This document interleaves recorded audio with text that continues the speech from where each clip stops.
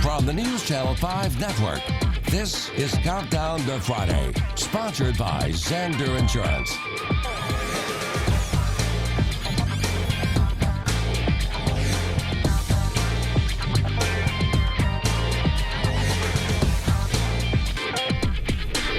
Welcome in, ladies and gentlemen, or should we say welcome back. Happy hump day to all, and welcome into a Zander Insurance Countdown to Friday. What a riveting episode we have for you today. We call this episode Eddie Squared because we went out to Cane Ridge, the home of the Ravens out there, and talked with Eddie Woods, cool little football coach out there. And we just happened to grab the milk dud head. I call him the milk dud head, because it kind of looks like a milk dud. But if I introduce him any other way, he'd be surprised. Yeah. Edward George is going to be joining us via telephone to give us a little bit of his background as far as, what he did to become the great Eddie George that he is. So we've got so many segments for you to get into today, recap and review. Obviously, we'll look at some of the games that happened on last week, tell you some of the action, how we saw it, and, of course, we'll get you ready for it this Friday. A lot of contests to get into, Mo, starting to get down to crunching time where the playoffs are right around the corner and some teams are starting to make their move. But we appreciate you guys skipping the World Series to hang out with us. So, hey, real quick before we get into that, how do you see the series, man? The Indians right now, 6-0 in the first game. They're rolling. I mean, they lost one game in the postseason so far, and I think coming into the postseason they were supposed to be injured and beat up, and they weren't supposed to have a chance, and they've obviously not gotten that memo. So at this point, as much as you'd like to see the Cubs win it, I think it'd be tough to bet against the Indians right now. Yeah, but kind of hard to go against Corey Kluber, obviously, in the first start. Now, he had some nasty stuff last night either way. And Andrew Miller's been nailed. Yeah, no kidding. I don't expect Bryant, I don't expect Rizzo to be striking out much. I expect them to rebound. They just don't want to go back to Chicago 0-2. I just want to bring this up. Think about it, 108 years since the last time you won a World Series. I mean, good gravy. It's crazy. Who was in office then? Do we even know? Nor would we care at that point. We probably should. Yeah, we probably should. Yeah. So what do you say we get this rascal kicked off with a little bit of recap right here, review. All right. So let's start with Franklin at Mount Juliet. Kind of a game that's close to our hearts, right? We know a lot of kids on either one of those squads, right? We talked to both those coaches. We talked about that game coming up. Region 3 6A championship on the line there, and Franklin goes over, gets down 24-14 early, gets up 35-27 with about 2 minutes and some change left. Mount Juliet drives down, scores, gets a 2-point conversion, ties it, forces overtime. Mason Earls, the quarterback, scores again in overtime.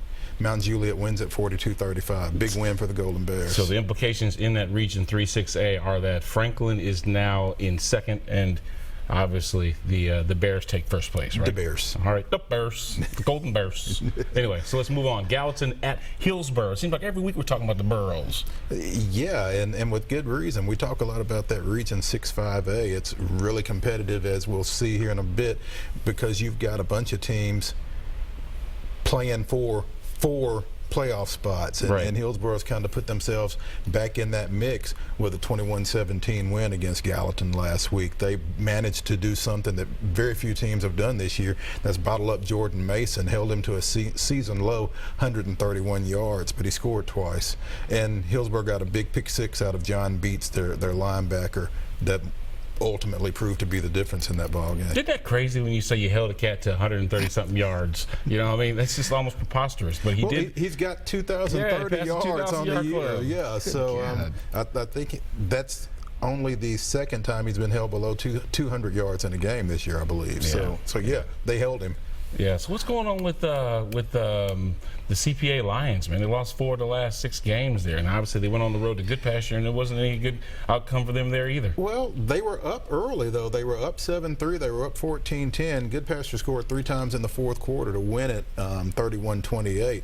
CPA's just young right now. Okay, is that what it is? Yeah, they're just young. I mean, you've been used to seeing them have a lot of success. They've been in the last 3 Class 3A state championship games, and those guys graduated. They've lost a lot of talent. They've got a kid over at Vanderbilt. They've got one down at UTC now. So they've had some talent come through there, and now they're dealing with a bunch of young kids who are just trying to kind of get things figured out. And again, it wouldn't surprise me if they pick somebody off here once the playoffs come around, but they had a tough night last week against Goodpasture. This was the 7th of 8 wins for basically Goodpasture. They're on a roll right now, basically. Yeah, and again, this is a team that came into the year having lost 21 straight, lost their season opener to BGA, and they, like you said, won 7 of 8 since then. Their only loss coming against Stratford, so they're really on a roll. Derek Brooks threw for 218 yards and a couple of touchdowns. Jermaine Mason, their versatile running back, had 86 rushing yards, caught 155 yards, and scored 3 touchdowns. So big win for the Cougars. So going back up to the Green Wave, Mark Williams' boys, what does that loss actually mean for them specifically? I mean, are they still in pretty good position to do what they need to do? The reason why we're asking, because he's a friend of the show. You know, you've been on the show, we kind of care a little bit about what's going on with you. They're in pretty good position, really. Okay. They play at home against Cane Ridge. Cane Ridge has already won that region championship. As you said, we're going to talk to Eddie Woods here in a bit. But really, there's a lot going on around them because that Beach Hillsborough game on Friday night is a huge one, and that will have some playoff implications. Gallatin is pretty well in one way or the other. Hendersonville is the team that's kind of watching and waiting to see how everything shakes out. They've got Hunter's Lane, and they have to win, and then they have to have some help. Look at us getting the scoop, getting Eddie Woods on today from Cane Ridge. You know, as he gets ready to go play, which is obviously going to be huge for at least their spot in the playoffs. Now the thing about Cane Ridge is, though, they are the region champs by virtue of their win from last week against Station Camp, and how some other things fell.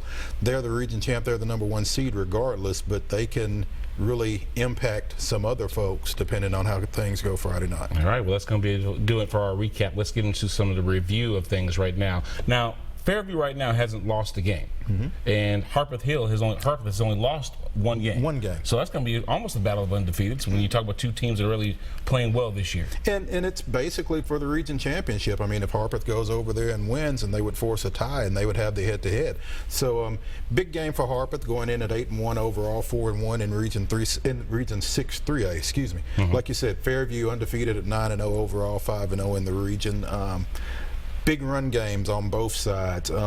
Connor Barber, 12 carries, 82 yards, and 4 touchdowns last week in Harpeth's win over Cheatham County.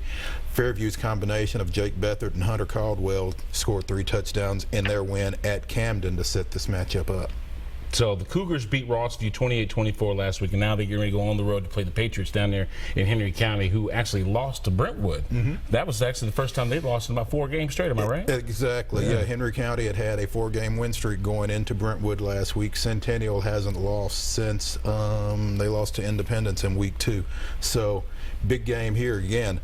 Region bragging rights here on the line. Centennial beat Henry County twice last year, beat them to end the regular season, beat them in the state quarterfinals. So Henry County definitely feels like they've got a score to settle with Centennial coming to their place Friday night. I bet. And real quick, rounding it out, Beach at Hillsborough, and the Beach they beat Hunter's Lane 41-0. That's a big win for them coming into this game. It is, and they've got a lot of momentum going. Again, Hillsborough coming off that big win over Gallatin.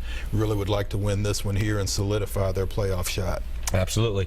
Hey, Mo and I had a chance to go out to Southeast Davidson County and talk with Eddie Woods, the head coach of the Cane Ridge Ravens. That conversation and more when we come right back. And as we go to the break, take a look at Gallatin versus Hillsborough. Stick around for more of the Zander Insurance Countdown to Friday. We'll be right back.